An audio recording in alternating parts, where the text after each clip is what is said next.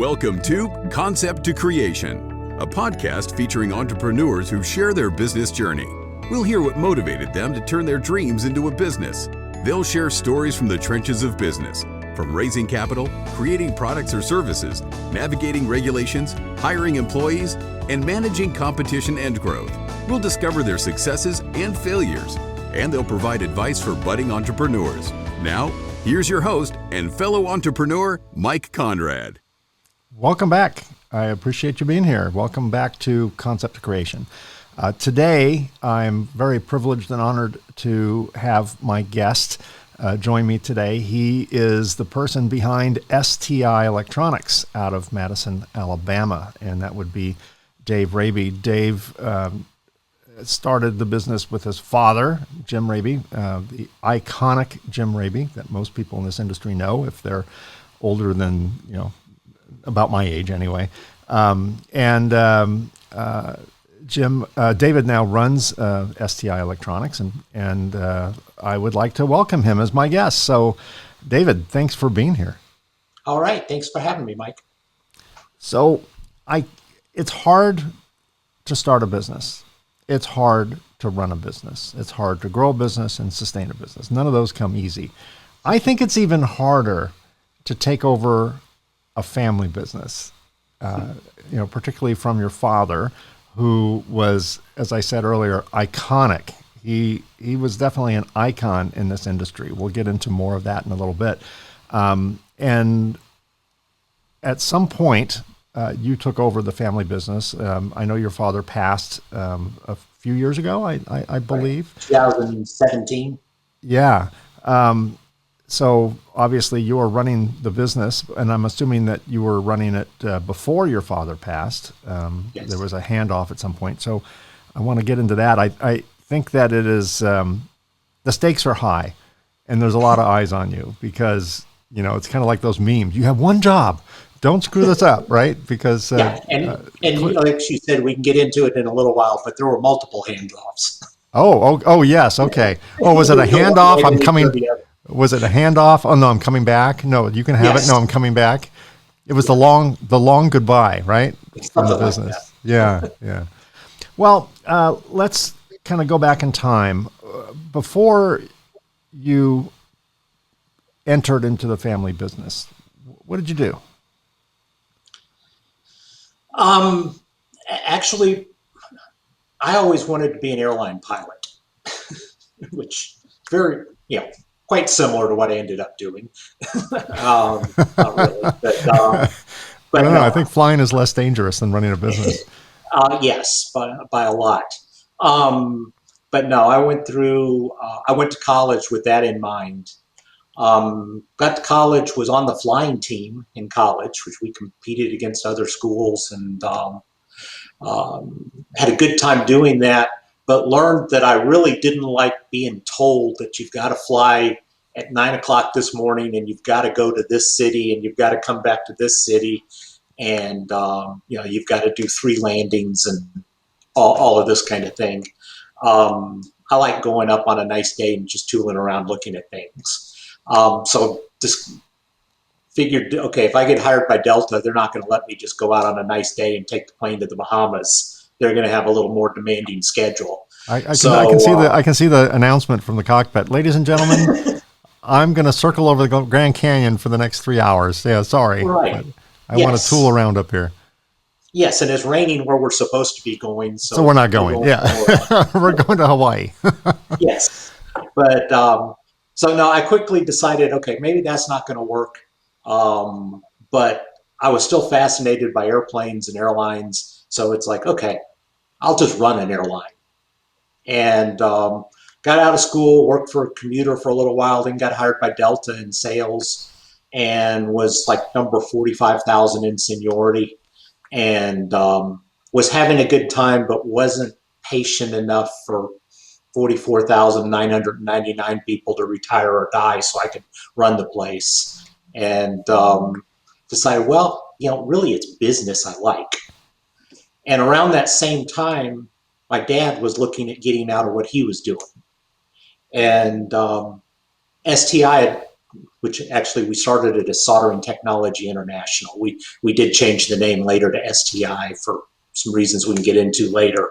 But he was with the Navy, and for a couple of years, even while I was with Delta, we had been doing seminars around the country.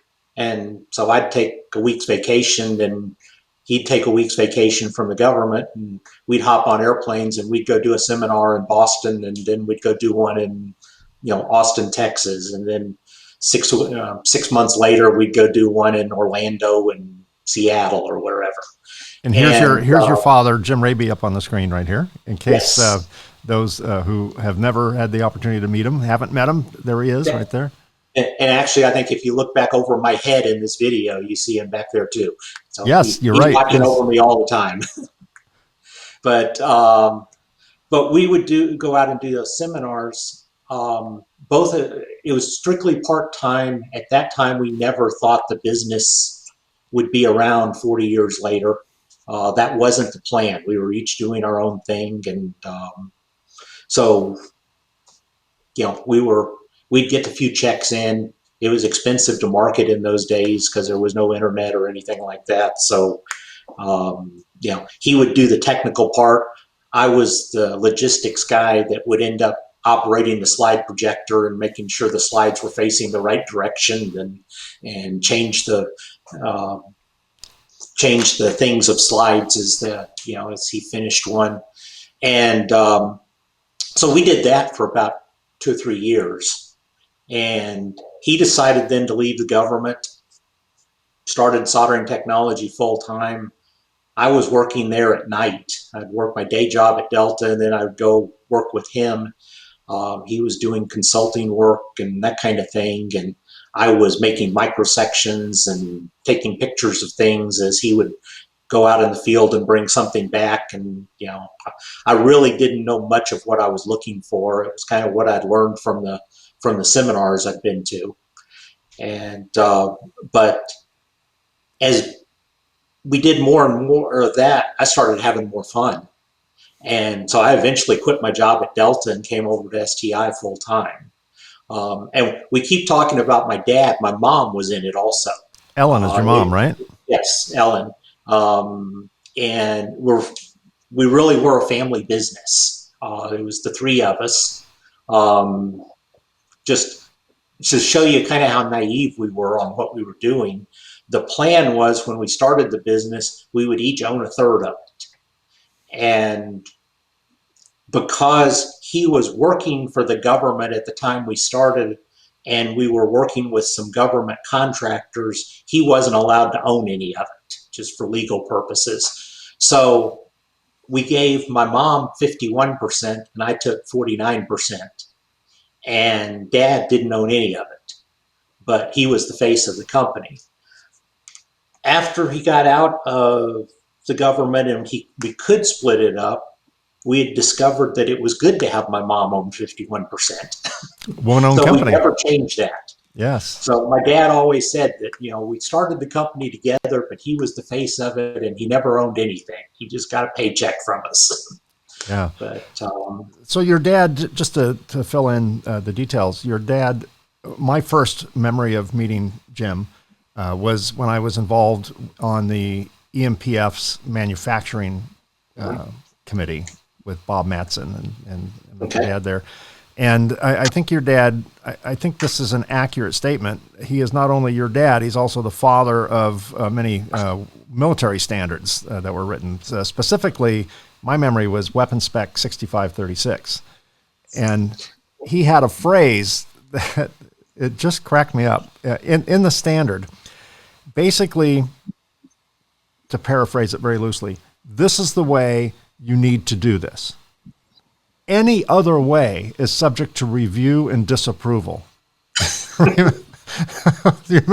That would totally just turn someone off, right? It's like, in other words, this is the way you're going to do it, right?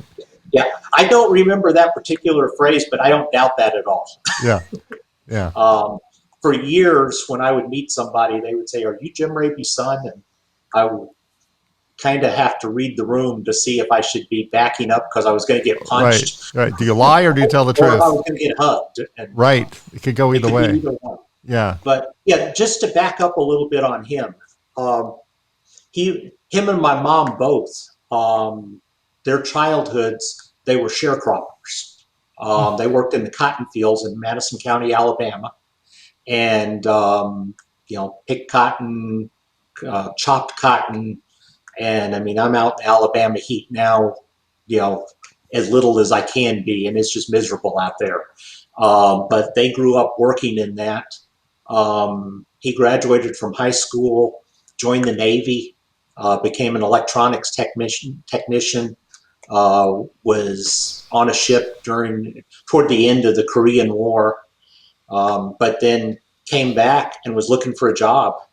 And with his electronics training, he was lucky enough to find one with the Army Ballistic Missile Agency here in Huntsville, which consisted of some really smart people, including a bunch of German scientists, which turned out to be Dr. von Braun's team. And they later changed their name from Army Ballistic Missile Agency to NASA, and built the Mercury, Gemini, and Apollo spaceflight program. So I grew up as a NASA brat, growing up through that. Dad, he was the one that he did electronics for them, but he helped develop their training programs and helped do standardization to make sure they were doing things the same way. Because, here in Huntsville, we think of a lot of things being built here, but they were also a lot built in California and in Massachusetts and all other places, and they had to be able to plug into each other. So they had to be built the same way. And he was responsible for making sure the contractors were building things the same way every time. So he did a lot of the spec writing and setting up training programs, which came into play later. As time went along, which would have been about the mid-'70s, which was after the Skylab program, but before the space shuttle, he had decided that he was ready to go do something else. And the U.S. military was having some reliability issues on electronics. So they came recruiting, and they took us to all kinds of great places of showing us, if you come with the Air Force has some really nice bases around the country. And they took us to those and showed us, you can live here and you can play golf here and you can do all of this. Navy did the same thing. And then it came time to actually offer us a job. And the Navy offered us China Lake, California, which wasn't one of the ones they had taken us to see. I mean, there are some good things about China Lake, but it was not what really we had envisioned. So it's like, okay, what's the Air Force going to offer? And they offered Minot, North Dakota. So that's how the Soldering Technology branch ended up at China Lake. Interesting. And so they show you the exotic bases, and then they give you China Lake, which is in the desert, Ridgecrest area. Yes. Yeah. Yes. And like I said, there are some good features about China Lake. It took us a long time to discover some of those because it was not, first off, lake is a misnomer. Yes. Yeah. Lake. It's not even a relative term. Yeah. That's really not a lake. It's a huge beach, just no water. No water. Right. But at least you're not, at least you are avoiding the Alabama humidity out in China Lake, there is right? no humidity there. But at 115, it really doesn't matter that much. Yeah. I mean, there's the old Johnny Carson line of there's no humidity in your oven, but you don't see your Thanksgiving turkey smiling about it. That's right. I just got back from the river, as we call it, the Colorado River near Parker, Arizona, a few days ago, and it was 117 degrees. And there's no relief. You can't drink your way out of that. You can stay in the river, but if you go on a boat, the faster you go, the more hot air is just hitting your face. There's very little relief except floating in the river, right? Right. And if there's any breeze, it's bringing sand with it. Yes, exactly right. So you were kind of a desert rat Yes. for a long time. But Dad set up the Soldering Technology branch there, and one of the places he always talked about he went into was General Dynamics in Pomona. And I don't remember the exact numbers, but it was something like they were working to 15 different contracts for the military, and they were doing it to 17 different standards. And his idea was, let's make one standard so everybody can build to one standard. And did that become the weapon spec? Is that where 6536 came from? 6536 was the main Navy one. Right. And they first had to unite the Navy, but then Mill Standard 2000 came along. Yes. Which Dad always told the story that the way that was named was his boss. He presented the idea to his boss, and his boss, this would have been in mid to late 70s. And his boss says, sure, you can go do that. There's no way you'll be done before 2000. And that's where the Mill Standard 2000 came from. But the not quite an inspirational name, right? It was more of a, you'll never get it done name, right? Right. But, the idea was if you're a government contractor, you shouldn't be asked to be working to a different standard for every contractor working on. So this was a unifying thing on that. And just a story that he always liked to tell also, contractors, every time he changed something, they hated it. That because their way worked and there's no way anybody else's way would ever work. Right. But there was a company here in Alabama that made fish finders.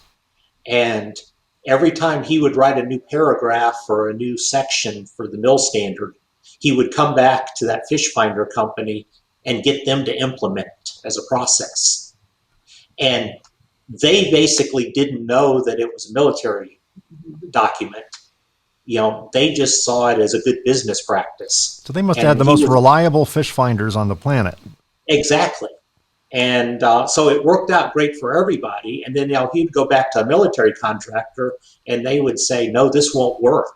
And he'd say, look, I've got this history showing it will, and you're going to reduce your rework and you're going to increase your reliability, all of that. So there are fish finders that have been made in Alabama that have been made to the best military specifications. That's great.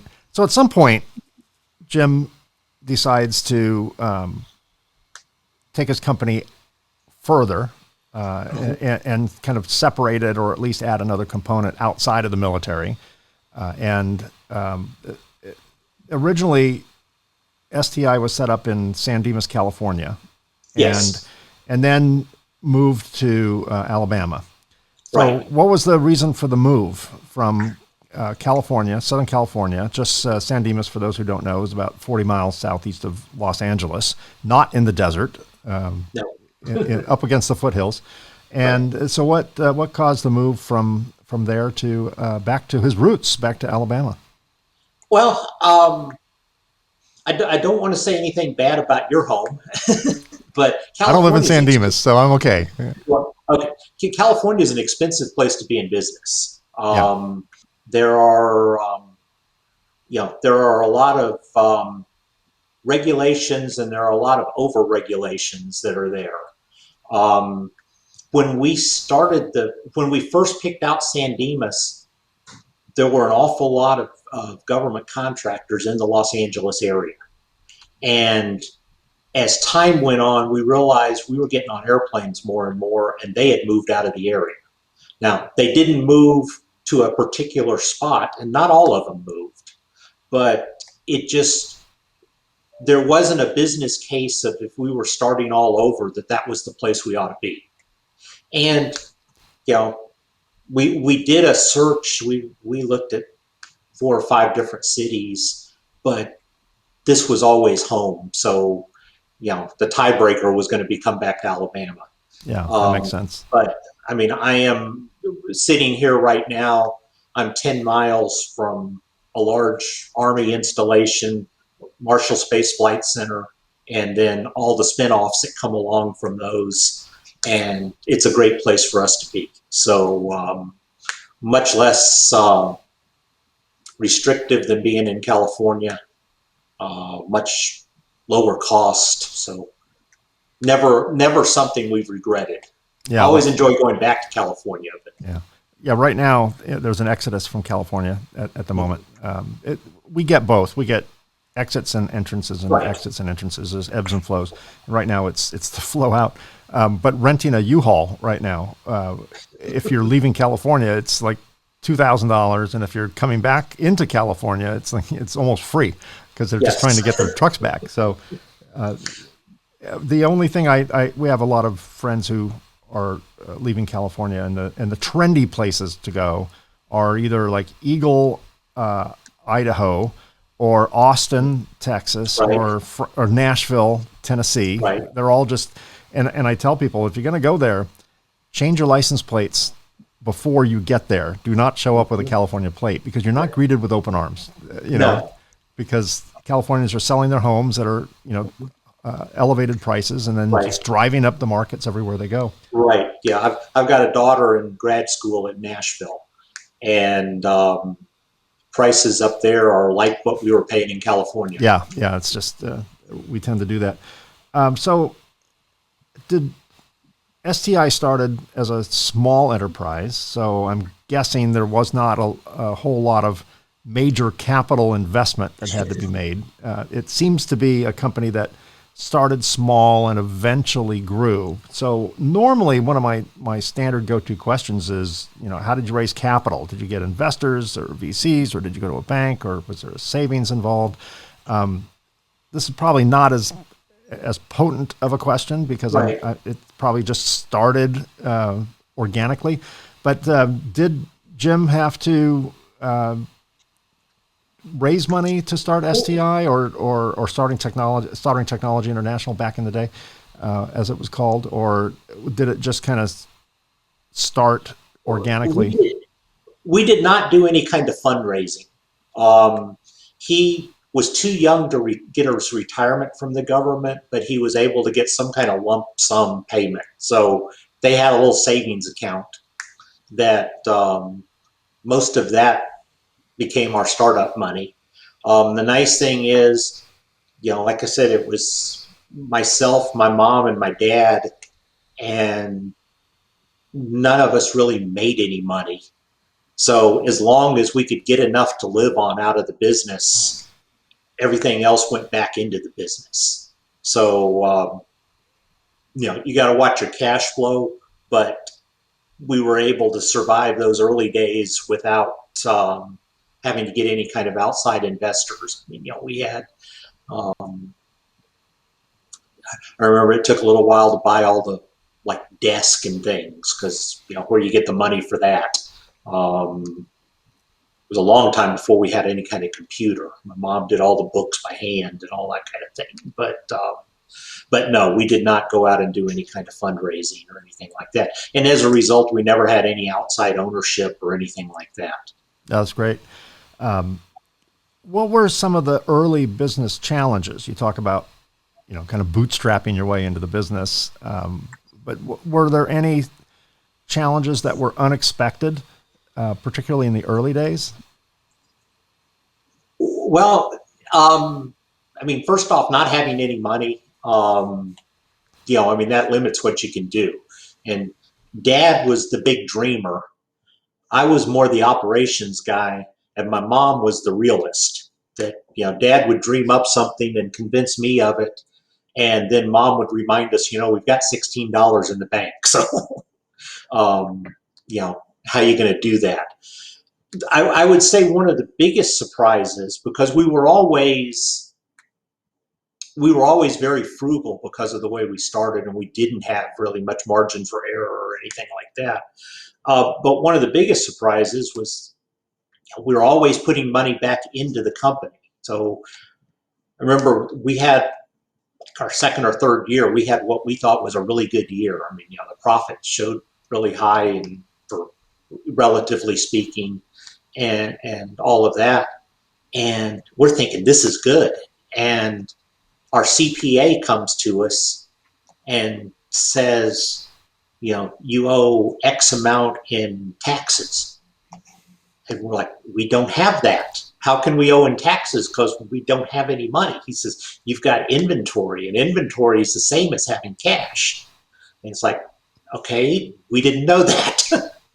And so the first time we ever had to borrow money was because we'd made a lot of money. And like I said, a lot is relative, but sure. Well, I think a lot of entrepreneurs. Before I make that statement, do you consider yourself an entrepreneur, or are you? Did you get into this for other reasons? So, in other words, you said you always wanted to be an airline pilot, right? You never said I always wanted to be an entrepreneur. So, do you consider yourself an entrepreneur now? And did you before you got into this? I do now. By the time I got into the business, I wanted to run a business. So yeah, I'd given up on I decided the airline didn't have to be the business. Right. Okay. So now, having said that, I've been at this 38 years now, and 38 years ago, I never thought I would be sitting here still doing this. I mean, it's not like we thought the business would go away or anything. It's just we never thought that far ahead. And, it's like, for me, I was leaving a job that I wasn't going to go very far in, I didn't think. And it was just, this was something to do. And, but it became the lifestyle. And now I can't imagine doing anything different. That's great. What I was going to get to when I asked you about the entrepreneur statement is many entrepreneurs, I say young entrepreneurs, I don't necessarily mean chronological age, but young in their entrepreneurship, really don't understand business finances. They don't understand income statements or balance sheets or cash flow statements or things like that, right? And I was guilty of that. I looked at two numbers on the income statement, on the P&L. I looked at the revenue and net. I don't care about anything in between. Right. And I always thought that if you have a net that's greater than zero, a black number rather than a red number, you're doing great. And of course you pay tax on the net, right? But that doesn't necessarily mean you have any money. Right. I took solace in my AR aging. Like, look, I got all this money coming in. Right. And you pay tax on that money. Accounts receivable is taxable. If you're on an accrual system, it's taxable. Yet you don't actually have it, right? It's in AR, it's in inventory, it's in payroll, it's in obligations, the stuff you put on the books. And all of a sudden you're having to pay tax on money you don't actually physically have access to, right? Right. You can't send the IRS circuit boards, from inventory, right? You can't send them an IOU based on your receivables, right? So that was a hard lesson to learn. Right. How long in your experience with STI did it take for you to get really savvy, to figure out all those little gotchas and loopholes and all that? Well, first off, I did ask our accountant about sending soldering irons to the IRS one time as payment, and he highly recommended against it. You had plenty of those, right? Yes, he highly recommended against it, and I think I was wise to follow his recommendation that time. You asking how long it took me to get savvy, you're assuming I am now, because I still learn things as we go along. Fair enough, yes. And I mean, the rules are always changing, and the last couple of years they've changed a lot. Probably though, 5, 6, 7 years, I really started understanding it better. It was less than that to learn that cash flow was more important than that profit number in some cases, because you can go out of business on a profitable job very quickly. And now, if it's not a profitable job, you're going to eventually go out, but a profitable job can make it happen just as fast, if not faster. I want to touch on that. I'm so glad you brought that up. That was a hard lesson for me to learn. But before I get there, you mentioned Jim, your father, was the visionary of the company, and Right. your mother, Ellen, was kind of the more pragmatic, like, Yes. here are the numbers, Jim. Right?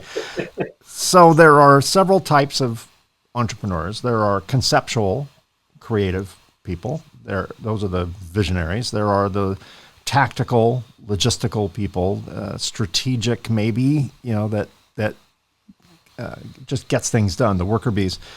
I find that, and I don't know if Jim fell into this category or not, but I find that people who are strategic, people who are visionaries, are also very frustrating to work with, because people like that, like I am, tend to start a lot of projects, but they're not really interested in finishing them. They're like little fire starters, right? They just start all these fires, and then it's someone else's job to take them over, because we are interested in the new, in what hasn't been done before. We're not really interested in making it work mainstream. Was that your father? Was he that type of person that lit a bunch of fires? You just described him very well. He started a lot of fires, and a lot of my job was to figure out which ones we wanted to keep going, because he had a lot of good ideas. He had a lot of bad ideas too, but he had a lot of good ideas, but we weren't in a position to do all of them. And some ideas, just for a variety of reasons, didn't fit in with what we were trying to do, or seemed realistic to us. But my job kind of became, okay, which ones are we going to do? How are we going to accomplish it? And that type of thing. So I'm the more tactical and pragmatic one. And strategic, it sounds like, too, he right? was the dreamer one. Yeah. Well, do you agree with this, that someone like your father, that is the visionary, that is very conceptual, can start a company because they can create something out of nothing, and they don't let the facts get in the way, right? Right. They just pull in a china shop. They just do it. And people like yourself, who are strategic and logistical and tactical, can keep a company going.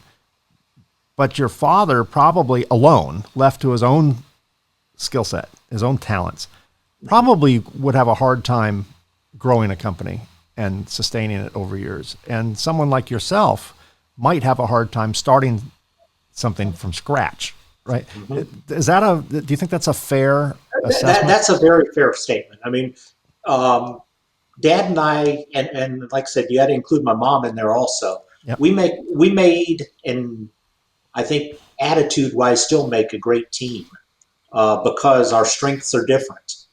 And, we would, we had the advantage of being family. So there's good and bad about a family business. But the good thing is, there's nobody I ever trusted more than my mom and my dad. So, and, they felt the same way with me. And so we knew we were always working for the same goal and trying to get to the same place. We had disagreements, but we always understood that we were all trying for the best for each other. You're exactly right. I think without me, Dad probably would have done a lot more wild and crazy things, and probably would have made a nice living for himself. I don't know that there would have been much of a company along with it. Yeah. He would have had fun as a consultant. Right. Now that makes sense. And would have done great at that. Me without him, I'm not sure exactly what I would be doing, but it probably wouldn't have been involving solder. Right. Well, you may have been up in that cockpit. Who knows? Well, right? it could be. I mean, my dream job's always been playing power forward for the Lakers, but so far they haven't called. Anything is possible. Stay by the phone. You talked about, family business, and sometimes there's disagreements.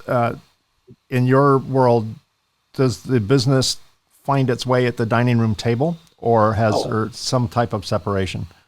We never had any separation. 24/7 business. It was the dining room table. It was Thanksgiving dinner, Christmas dinner. It was if we ever happened to go on vacation together, anything like that. And I was single up until we moved back here to Alabama.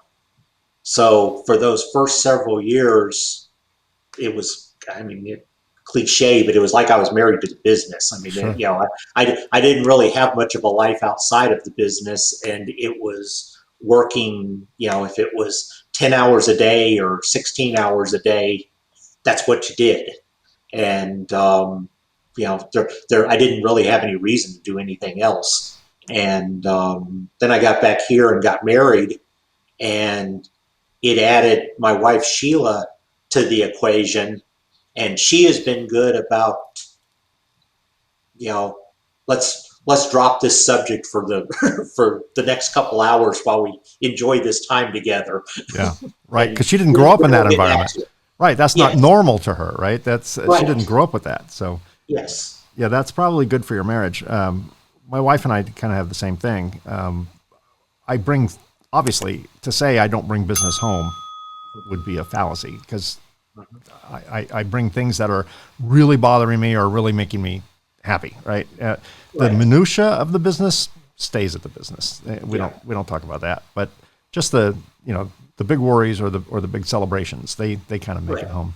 Mm-hmm. You talked earlier about growth, or suggested that.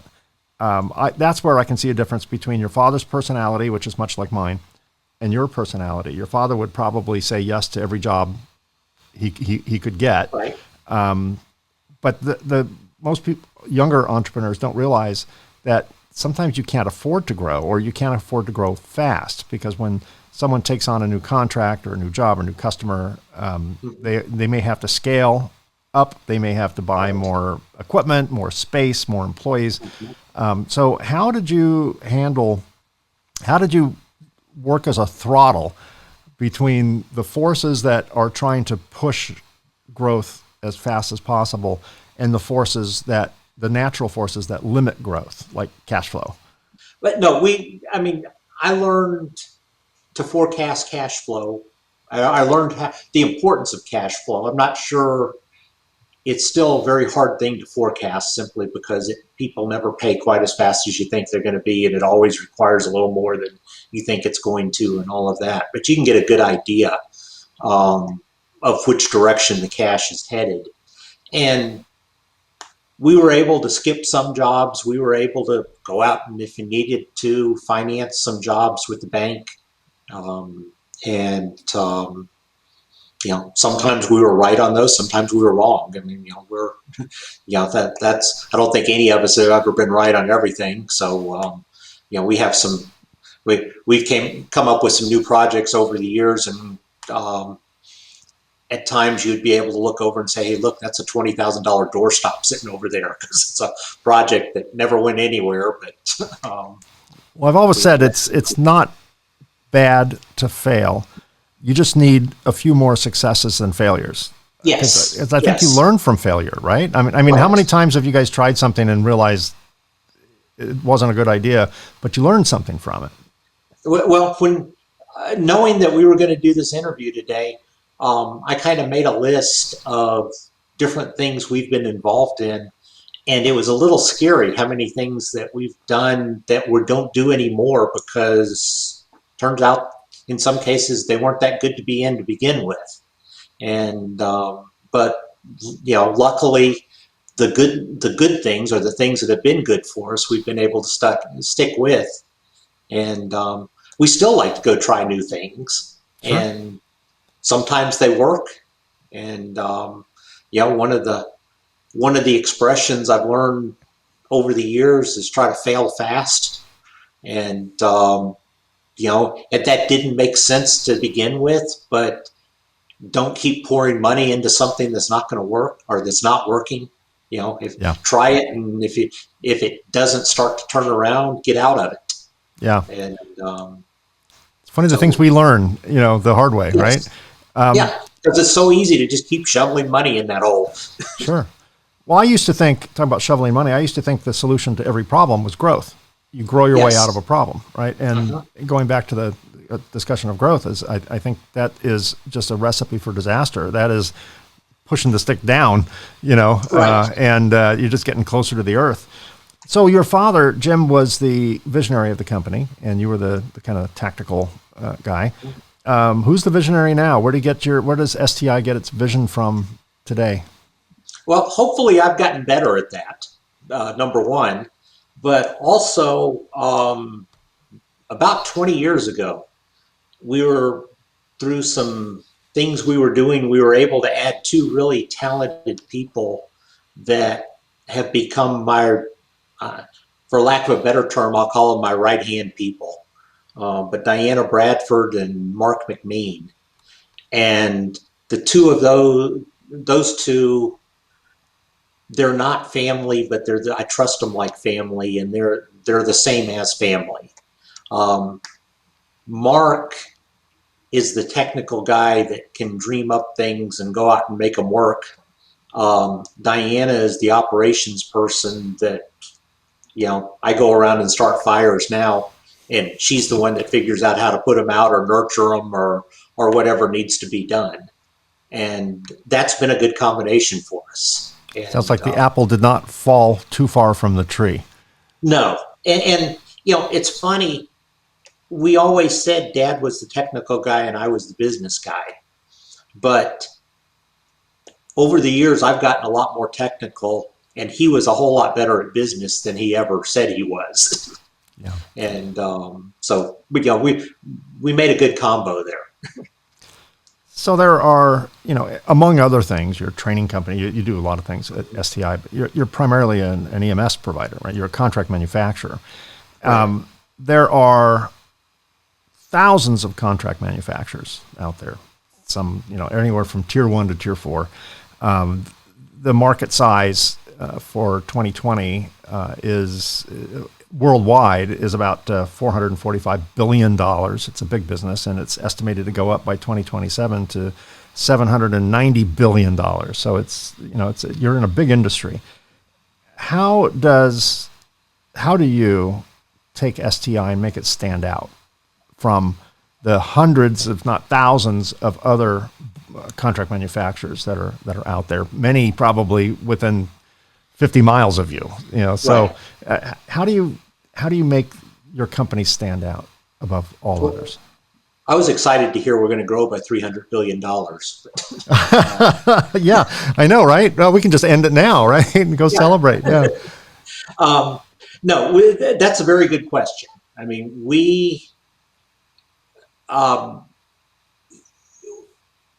where we're different, or where we believe we're different, is in the reliability of what we build. 85% of our business is for the U.S. government, various departments within the U.S. government, including the DOD. And they come to us because their hardware has to work. It's not something that you get a second chance on. And we're not the cheapest around, never will be, but we give somebody a good value with a product that works. And we have moved into some medical fields for the same reason, that those tie in together, the same kind of requirements the military has, that they're not allowed to fail. We've done some industrial products that have the same type of requirements on them. I don't think you're ever going to see us building, toys or cell phones or something like that. We're not set up to be competitive on that, and they don't require what we're good at. So, we're trying to make a name for ourselves within this part of the industry, and I don't know, we may be able to double in size. I don't know that we'll go much bigger than that, but there is, the world keeps going more and more to electronics. Nobody ever says, I wish you could just make this bigger and heavier. Um, and we're good at making things smaller and lighter and more rugged. The military likes that. Some other agencies like that. The medical field likes that. So that's what we're good at. And we just try to keep getting the message out that that's what we do and have happy customers. One of my favorite business books is, and I don't read too many business books because I don't know, I like to have my own thoughts. But one that I really enjoyed was by Jim Collins called Good to Great. And he basically studied pairs of companies, publicly traded companies, so he had access to their finances. So Gillette and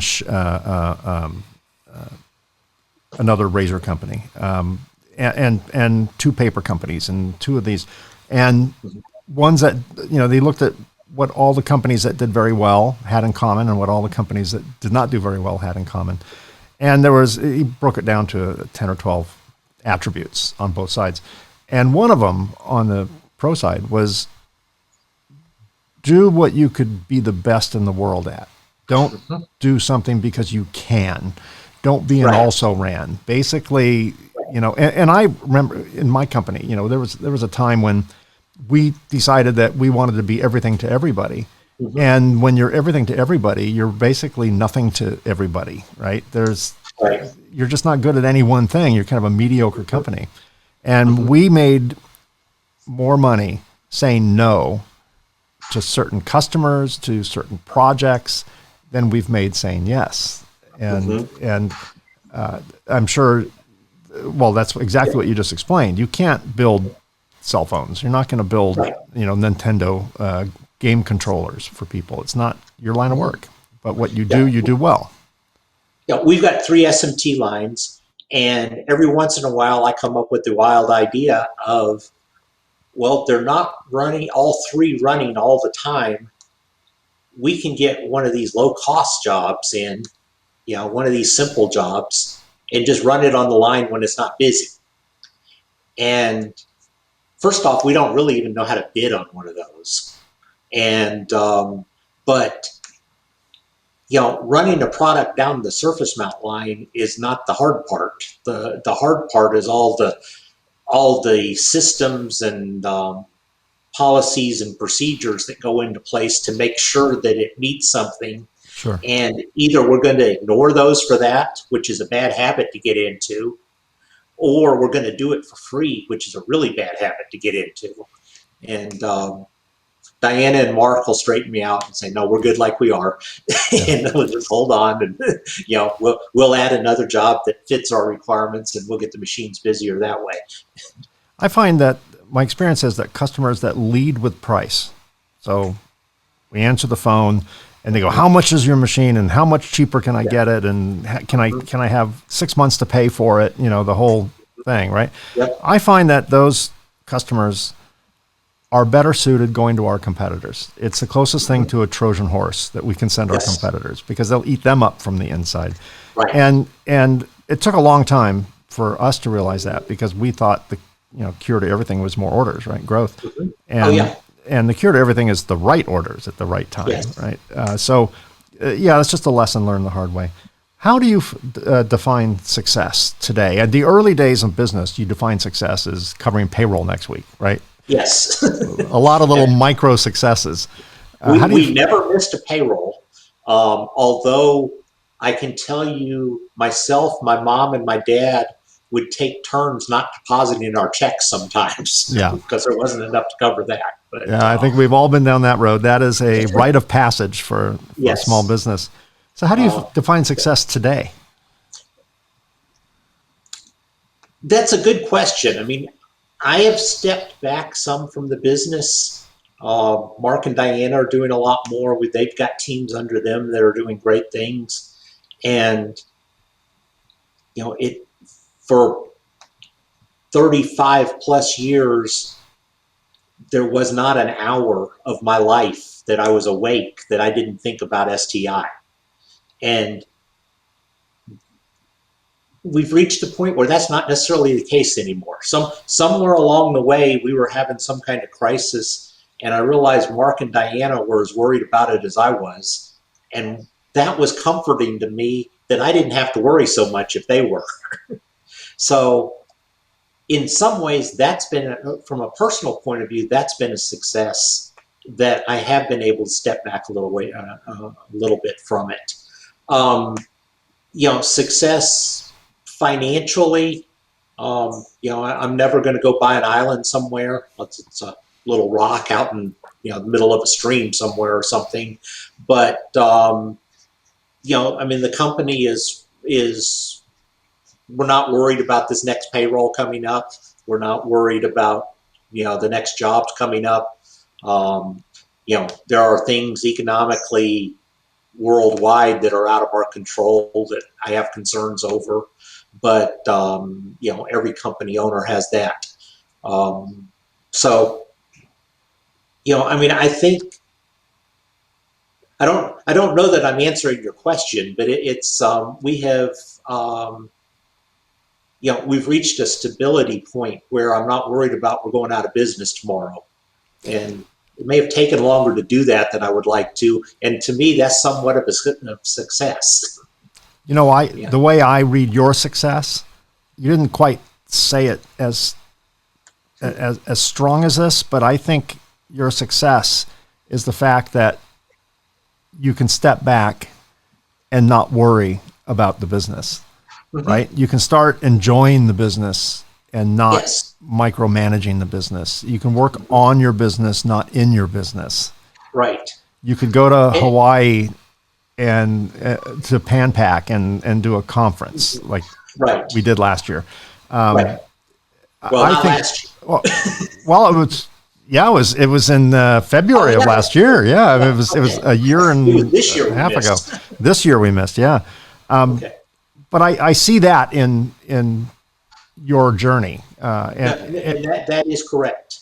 And I think that's hugely successful, right? To have the love of a business and the independence from it. You're not sucked into the minutia every day. And to have a team of dedicated people who will worry on your behalf. And do things so that you don't have to worry, I think is a definite sign of success. Finally, go ahead. Let me interrupt there. For years, my title has been President and CEO. And my goal has always been to be more CEO than President, because I see President as the day-to-day stuff. Mm-hmm. The CEO is more the long-term thing and the overall thing. Right. And my title hasn't changed, but I think my mindset has shifted. And Diana handles more of the president stuff. Mark handles some of it, and I'm being more CEO-ish. And to me, that's probably the success of it. Yeah, I totally agree. I think you're spending your time up in the crow's nest, you're looking over the horizon, shouting your visions like your father did. Yes. What advice would you give to budding entrepreneurs? We'll wrap up with this. What if someone's thinking of, particularly these days, when the pandemic shook up a lot of careers and a lot of people found themselves out of a job, although that's quickly restoring. I think there was an opportunity for a lot of people to kind of jump ship and do something on their own. So what advice, knowing everything you've been through, what advice would you give either your younger self or a new entrepreneur? If you've got a product or a service that people need, don't be scared to get out there and do it. Don't be scared to go out on your own. But figure out what kind of investment, what it's going to cost you, how long it's going to take, and then probably double both of those, because it's going to take more money and it's going to take more time than you think it is before it becomes successful. But don't be scared to do it. And,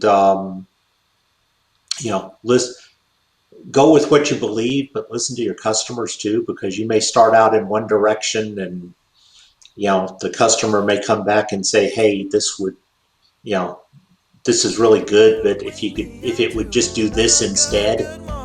and be willing to make that. Don't be so stubborn that you can't make that adjustment, I guess, is the thing I would say.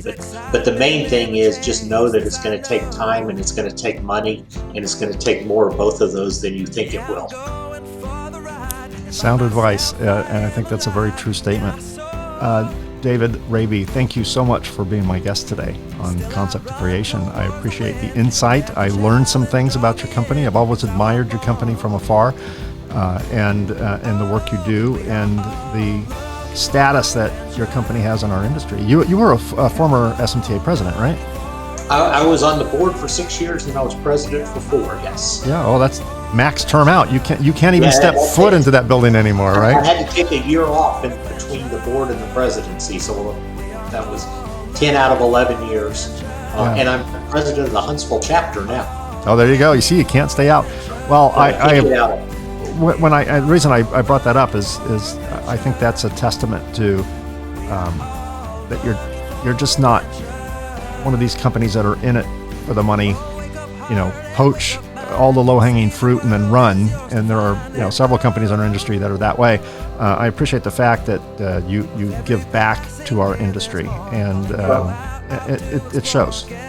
We are believers in that. If you come through our lobby now, you'll see the only SMTA award we've ever won is we won the corporate award. I forget exactly what it's called, but we won the IPC's corporate award the same year. Wow. And because we have multiple chapter presidents of SMTA, we've got probably 4 or 5 committee people for IPC, and we're strong believers in giving back, and because we're all in this together, and I'm not going to just sit here and make you do the work and try to take the benefits from it. So. Well, you're certainly laying out a groundwork and setting the path for the next Jim and David Raby and Ellen Raby to start their businesses. So, well, thanks for being my guest today. It's very insightful. And audience, thanks for either listening or watching today's broadcast. If you are listening in your car and you want to see what handsome David looks like, go on our YouTube channel, just search Concept Creation, and we have a video version of this as well. Also, don't forget to hit the subscribe button so you don't miss an episode. And we do release new episodes of this show, the Concept Creation show, on the first and third Tuesday of each month. So, David, thanks again for being my guest. I really appreciate it. Hey, thanks for having me, Mike. Meant to be free.